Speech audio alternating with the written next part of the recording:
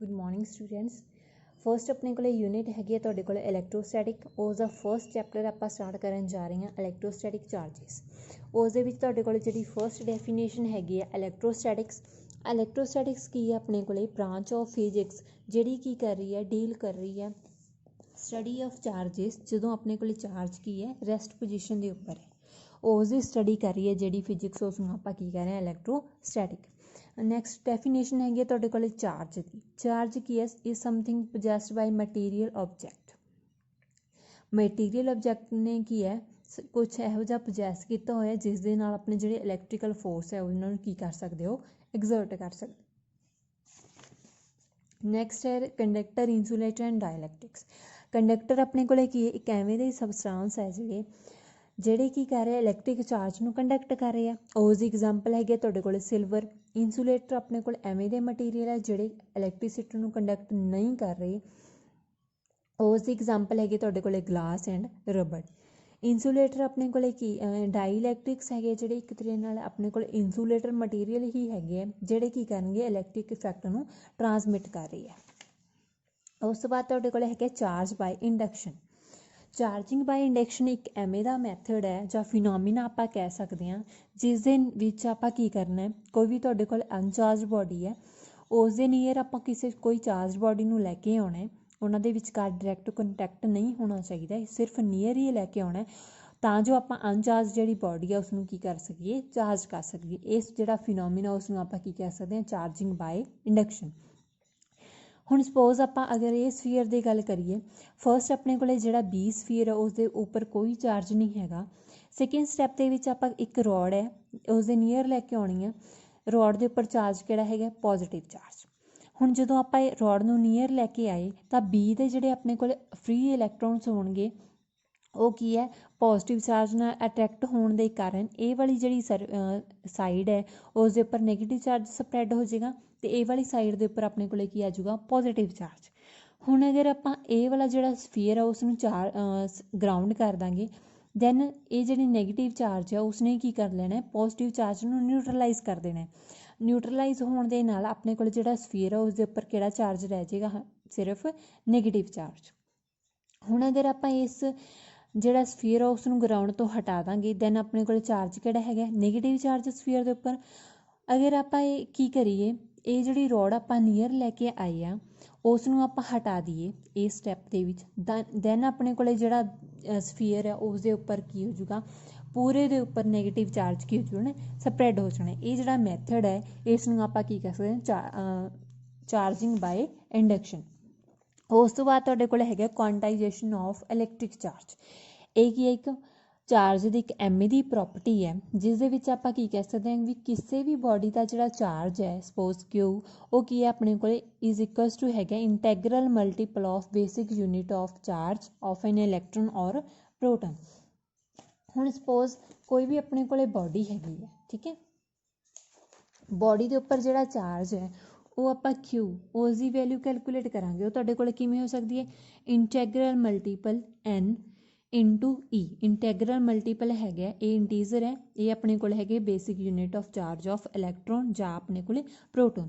ਹੁਣ ਜਿਹੜੀ ਈ ਹੈ ਆਪਣੇ ਕੋਲ ਪੋਜ਼ੀਟਿਵ ਵੀ ਹੋ ਸਕਦੀ ਹੈ ਤੇ ਨੈਗੇਟਿਵ। ਪੋਜ਼ੀਟਿਵ ਆਪਣੇ ਕੋਲ ਪ੍ਰੋਟੋਨ ਦੇ ਲਈ ਹੈ ਨੈਗੇਟਿਵ ਆਪਣੇ ਕੋਲ ਕੀ ਹੈ ਇਲੈਕਟ੍ਰੋਨ ਦੇ ਲਈ ਹੈ। ਤਾਂ ਟੋਟਲ ਆਪਾਂ ਕੀ ਕਹਿ ਸਕਦੇ ਹਾਂ ਕਿਊ ਇਜ਼ ਇਕੁਅਲਸ ਟੂ ਲਿਖ ਸਕਦੇ ਹਾਂ ਪਲੱਸ ਮਾਈਨਸ ਐਨ ਇੰਟੂ ਈ।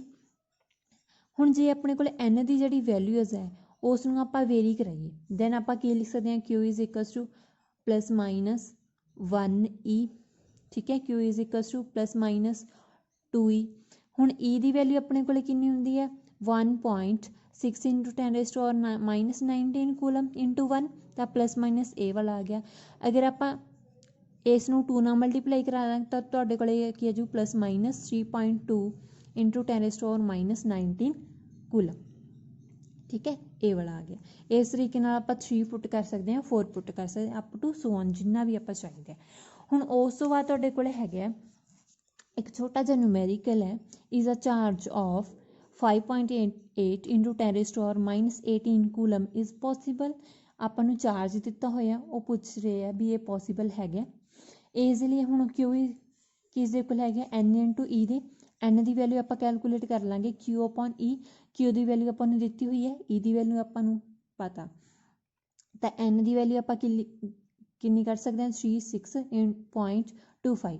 ਹੁਣ ਇਹ ਜਿਹੜਾ ਆਪਣੇ ਕੋਲ ਆ ਰਹੀ ਹੈ n, ਉਹ ਆਪਣੇ ਕੋਲ ਕੀ ਹੈ ਨੋਟ ਇੰਟੀਜ਼ਰ ਨਹੀਂ ਹੈ, ਇਸੇ ਕਰਕੇ ਜਿਹੜਾ ਚਾਰਜ ਉਹ ਕੀ ਹੈ ਪੋਸੀਬਲ ਨਹੀਂ ਹੈ।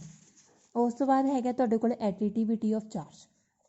ਹੁਣ ਇਸ ਦੇ ਵਿੱਚ ਕੀ ਹੈ ਐਡੀਟਿਵਿਟੀ ਆਫ ਚਾਰਜ ਦੇ ਵਿੱਚ, ਹੁਣ ਸਪੋਜ਼ ਇਹ ਸਿਸਟਮ ਹੈ, ਸਿਸਟਮ ਦੇ ਵਿੱਚ ਨੰਬਰ ਆਫ ਚਾਰਜ ਹੈ Q1 Q2 Q3 and Q4 number of charges ਹੈਗੇ ਆ। ਇਸ ਆਪਾਂ ਟੋਟਲ ਚਾਰਜ ਫਾਈਂਡ ਆਊਟ ਕਰਨਾ ਹੈ ਵੀ ਕਿੰਨਾ ਹੈ ਇਸ ਸਿਸਟਮ ਦੇ ਉੱਪਰ ਟੋਟਲ ਚਾਰਜ ਕਿੰਨਾ ਹੈ। ਤਾਂ ਆਪਾਂ ਨੂੰ ਕੀ ਹੈ ਜਿੰਨੇ ਵੀ ਟੋਟਲ ਚਾਰਜਸ ਦੇ ਇਨਸਾਈਡ ਹੈਗੇ ਆ ਉਹਨਾਂ ਨੂੰ ਕੀ ਹੈ ਐਲਜੈਬਰਿਕਲੀ ਆਪਾਂ ਸਮ ਕਰ ਦੇਣਾ, ਠੀਕ ਹੈ। ਐਲਜੈਬਰਿਕਲੀ ਸਮ ਕਰਕੇ ਆਪਣੇ ਕੋਲ ਕੀ ਆ ਜਾਊਗਾ ਟੋਟਲ ਚਾਰਜ ਕੈਲਕੂਲੇਟ ਹੋ ਜਾਏਗਾ। ਹੁਣ ਸਪੋਜ਼ ਜੇ ਆਪਾਂ Q1 ਦੀ ਵੈਲਿਊ Q ਲੈ ਲਈਏ, Q2 ਦੀ ਵੈਲਿਊ ਆਪਣੇ ਕੋਲ ਕਿੰਨੀ ਹੈਗੀ ਆ -2Q ਹੈਗੀ ਹੈ, Q3 ਦੀ ਵੈਲਿਊ ਆਪਣੇ ਕੋਲ +3Q ਹੈ ਅਤੇ Q4 ਦੀ ਵੈਲਿਊ ਆਪਣੇ ਕੋਲ +4Q ਹੈ। ਦੈਨ ਆਪਾਂ ਕੀ ਕਰਨਾ ਫਿਰ Q = Q -2Q। ਆਪਾਂ ਜਿਵੇਂ ਜਿਵੇਂ ਸਾਈਨ ਤੁਹਾਡੇ ਕੋਲ ਦਿੱਤੇ ਹੋਏ ਆ ਪੋਜ਼ੀਟਿਵ ਸੀ ਪੋਜ਼ੀਟਿਵ ਲਿਖਿਆ ਹੈ, ਨੈਗੇਟਿਵ ਹੈ ਨੈਗੇਟਿਵ ਹੀ ਲਿਖਣਾ ਪਵੇਗਾ।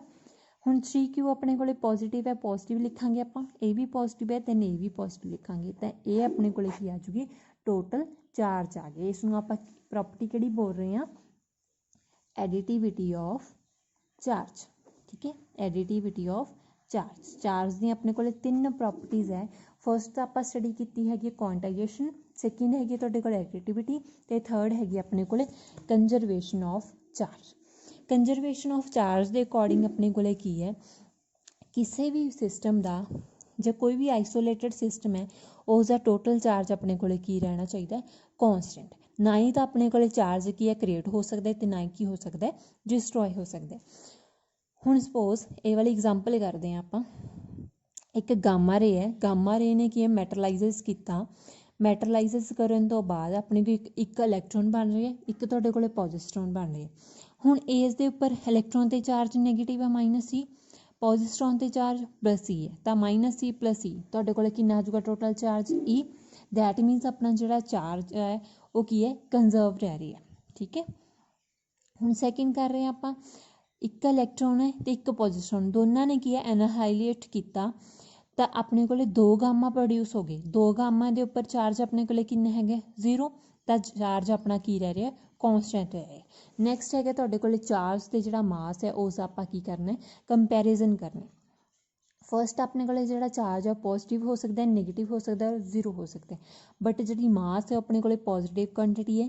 ਚਾਰਜ ਹੈਗਾ ਜਿਹੜਾ ਬਾਡੀ ਦਾ ਉਹ ਡਿਪੈਂਡ ਨਹੀਂ ਕਰਦਾ ਵੈਲੋਸਿਟੀ ਦੇ ਉੱਪਰ, ਬਟ ਜਿਹੜਾ ਮਾਸ ਹੈ ਉਹ ਕੀ ਹੈ ਡਿਪੈਂਡ ਕਰਦਾ ਵੈਲੋਸਿਟੀ ਦੇ ਉੱਪਰ ਅਤੇ ਇਨਕਰੀਜ਼ ਕਰਦਾ। ਚਾਰਜ ਆਪਣੇ ਕੋਲ ਕੀ ਹੈ ਕੁਆਂਟਾਈਜ਼ਡ ਹੈ, ਬਟ ਜਿਹੜਾ ਮਾਸ ਹੈ ਉਹ ਕੀ ਹੈ ਨੋਟ ਕੁਆਂਟਾਈਜ਼ਡ ਹੈ।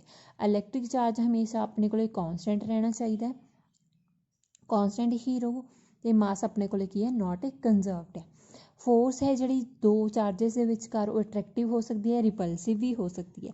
ਗ੍ਰੈਵੀਟੇਸ਼ਨ ਫੋਰਸ ਹੈ ਜਿਹੜੀ 2 ਮਾਸਿਸ ਦੇ ਵਿਚਕਾਰ ਲੱਗਦੀ ਹੈ ਹਮੇਸ਼ਾ ਇਹ ਕੀ ਹੋ ਜੂਗੀ ਹਮੇਸ਼ਾ ਆਲਵੇਜ਼ ਅਟਰੈਕਟਿਵ ਹੀ ਰਹੂ।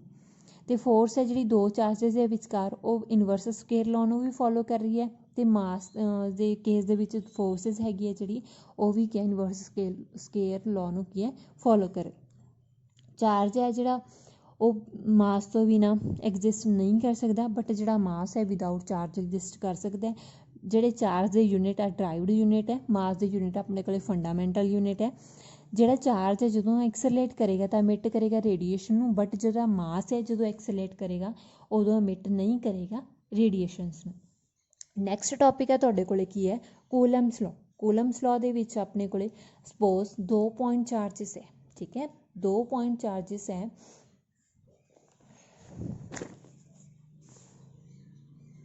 ਸਪੋਜ਼ ਇੱਕ ਇਹ ਵਾਲਾ ਇੱਕ ਇਹ ਵਾਲਾ Q1 Q2, ਇਹਨਾਂ ਦਾ ਜਿਹੜਾ ਵਿਚਕਾਰ ਦਾ ਡਿਸਟੈਂਸ ਆ ਉਹ ਕਿੰਨਾ ਤੁਹਾਡੇ ਕੋਲ R, ਠੀਕ ਹੈ Q1 Q2 ਵਿਚਕਾਰ ਡਿਸਟੈਂਸ ਕਿੰਨਾ R। ਇਹਨਾਂ ਦੋਨਾਂ ਦੇ ਵਿਚਕਾਰ ਜਿਹੜੀ ਫੋਰਸ ਆਫ ਇੰਟਰੈਕਸ਼ਨ ਲੱਗ ਰਹੀ ਹੈ ਚਾਹੇ ਉਹ ਰਿਪਲਸ਼ਨ ਹੈ ਚਾਹੇ ਆਪਣੇ ਕੋਲ ਕੀ ਹੈ ਅਟਰੈਕਸ਼ਨ ਹੈ। ਫੋਰਸ ਆਫ ਇੰਟਰੈਕਸ਼ਨ ਹੈਗੀ ਹੈ ਜਿਹੜੀ ਉਹ ਕਿਸ 'ਤੇ ਡਿਪੈਂਡ ਕਰ ਰਹੀ ਹੈ, ਠੀਕ ਹੈ ਫੋਰਸ ਆਫ ਇੰਟਰੈਕਸ਼ਨ ਉਹ ਆਪਣੇ ਕੋਲ ਡਿਪੈਂਡ ਕਰ ਰਹੀ ਹੈ F ਡਾਇਰੈਕਟਲੀ ਪ੍ਰੋਪੋਰਸ਼ਨਲ ਹੈਗੀ ਹੈ to the product of their charges and inversely proportion to the distance of between them. ठीक है, इन्हों ਆਪਾਂ ਕੰਬਾਈਨ ਕਰਕੇ ਲਿਖ ਲਾਂਗੇ Q1 Q2 upon R square. Directly proportion ਦਾ ਸਾਈਨ ਹਟਾ ਲਾਂਗੇ ਆਪਾਂ, F is equals to K Q1 Q2 upon R square. K ਆਪਣੇ ਕੋਲੇ ਕੀ ਹੈਗਾ, ਤੁਹਾਡੇ ਕੋਲੇ ਇਲੈਕਟ੍ਰੋਸਟੈਟਿਕ ਫੋਰਸ ਕਾਂਸਟੈਂਟ, ਤੇ K ਦੀ ਵੈਲਿਊ ਹੈਗੀ ਆਪਣੇ ਕੋਲੇ 9 into 10 raised to power 9, ਤੇ K ਨੂੰ ਆਪਾਂ ਕੀ ਲਿਖ ਸਕਦੇ ਹਾਂ 1/4 ਪਾਈ ਐਪਸਾਈਲਨ ਨੋਟ। ਇੱਥੇ ਪੁੱਟ ਕਰ ਦਾਂਗੇ ਤਾਂ ਫੋਰਸ ਕਿਸ ਦੇ ਇਕੁਅਲ ਆ ਜਾਏਗੀ 1/4 pi epsilon naught Q1 Q2 upon R square. ठीक है, ये वाला ਹੁਣ ਇੱਥੋਂ ਕੀ ਹੈ, ਇਹ ਆਪਣੇ ਕੋਲੇ ਫੋਰਸ ਦੀ ਵੈਲਿਊ ਆ ਗਈ। ਅਗਰ ਆਪਾਂ ਇਹ ਜਿਹੜੀ ਐਪਸਾਈਲਨ ਨੋਟ ਹੈ, ਇਹ ਤੁਹਾਡੇ ਕੋਲੇ ਕੀ ਹੈ, electrical permeability of free space, absolute electrical permeability of free space. ਹੁਣ ਅਗਰ ਆਪਾਂ ਐਪਸਾਈਲਨ ਨੋਟ ਹੈਗੀ ਹੈ ਜਿਹੜੀ, ਉਸਦੇ units and dimensions find out ਕਰਨੇ ਹੈ, ਤਾਂ ਯੂਨਿਟਸ ਆਪਾਂ ਵੈਲਿਊਜ਼ ਕੱਢ ਲੈਣੀ ਐਪਸਾਈਲਨ ਨੋਟ ਦੀ। ਉਹ ਤੁਹਾਡੇ ਕੋਲ ਕਿੰਨੀ ਆ ਜਾਏਗੀ, ਐਪਸਾਈਲਨ ਨੋਟ ਇੱਧਰ ਜਾਏਗਾ, ਫਿਰ ਇੱਧਰ ਆਏਗਾ। Epsilon naught is equals to 1/4 pi F Q1 Q2 upon R square. ਹੁਣ ਚਾਰਜ ਦੇ ਯੂਨਿਟ ਆਪਣੇ ਕੋਲ ਪਤਾ ਕੂਲਮ ਹੈ, ਫੋਰਸ ਦੇ ਪਤਾ ਆਪਾਂ ਨੂੰ ਨਿਊਟਨ ਹੈ, ਆਰ ਦੇ ਪਤਾ ਆਪਾਂ ਨੂੰ ਮੀਟਰ ਹੈਗੇ ਆ। ਪੁੱਟ ਕਰਨ ਤੋਂ ਬਾਅਦ ਆਪਣੇ ਕੋਲ ਯੂਨਿਟਸ ਆ ਜਾਣਗੇ ਕੂਲਮ ਸਕੇਅਰ ਪਰ ਨਿਊਟਨ ਮੀਟਰ ਸਕੇਅਰ। ਡਿਮੈਂਸ਼ਨਸ ਕੱਢਣ ਲਈ ਆਪਾਂ ਕੀ ਕਰਨਾ ਹੈ, ਚਾਰਜ ਦੇ ਡਿਮੈਂਸ਼ਨਸ ਪੁੱਟ ਕਰ ਦੇਣੇ ਆ ਫੋਰਸ ਦੇ, ਤੇ ਆਪਣੇ ਕੋਲੇ ਆਰ ਦੇ ਡਿਮੈਂਸ਼ਨ। ਤਾਂ ਡਿਮੈਂਸ਼ਨ ਆ ਜਾਣਗੇ ਆਪਣੇ ਕੋਲੇ m the power -1, l the power -3, t the power 4, a the power 2। ਇਹ ਆਪਣੇ ਕੋਲੇ ਕੀ ਆ ਗਏ, ਡਿਮੈਂਸ਼ਨਸ ਆ ਗਏ। ਤੇ ਏਜ ਦੀ ਵੈਲਿਊ ਫਾਈਂਡ ਆਊਟ ਕਰਨ ਦੇ ਲਈ ਆਪਾਂ ਇਸ ਇਕੁਏਸ਼ਨ ਨੂੰ ਯੂਜ਼ ਕਰਨਾ ਹੈ। ਤਾਂ ਆਪਣੇ ਕੋਲੇ ਕੀ ਹੈ, k ਦੀ ਵੈਲਿਊ ਆਪਾਂ ਨੂੰ ਨੋਨ ਹੈ। ਐਪਸਾਈਲਨ ਨੋਟ ਕਿਵੇਂ ਕੈਲਕੂਲੇਟ ਕਰਾਂਗੇ, ਐਪਸਾਈਲਨ ਨੋਟ ਇੱਧਰ ਜਾਏਗਾ, k ਇੱਧਰ ਆਏਗਾ, 1/4 ਪਾਈ k। 4 ਕਾਂਸਟੈਂਟ ਹੈ, ਪਾਈ ਦੀ ਵੈਲਿਊ ਪੁੱਟ ਕਰਤੀ 3.14, ਐਪਸਾਈਲਨ ਨੋਟ k ਦੀ ਵੈਲਿਊ ਪੁੱਟ ਕਰ ਦਾਂਗੇ 9 into 10 raised to power 9। Then epsilon naught ਕਿਸ ਦੇ ਇਕੁਅਲ ਆ ਜਾਏਗਾ ਆਪਣੇ ਕੋਲ 8.85 into 10 raised to power -12 coulomb square ਪਰ ਨਿਊਟਨ ਮੀਟਰ ਸਕੇਅਰ ਦੇ।